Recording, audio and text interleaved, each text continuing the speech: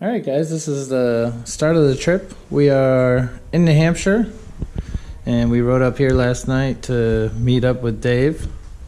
We have all the bikes here ready to go, and I was lucky to get up here without any rain last night because I'll show you a picture.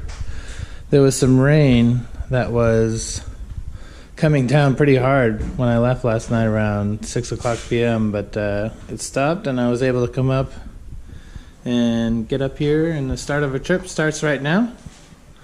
So everybody's inside getting their breakfast in, and we are out here and getting ready to go. So we'll be bringing you footage from this trip, hopefully every few days. Alright, we're here and let's meet the riders. Today we got Dave on his Ducati, Jasmine on her Ninja. We have me on my GS. We have Dave on his colorful... What the hell is that thing? What is it, a Yamaha?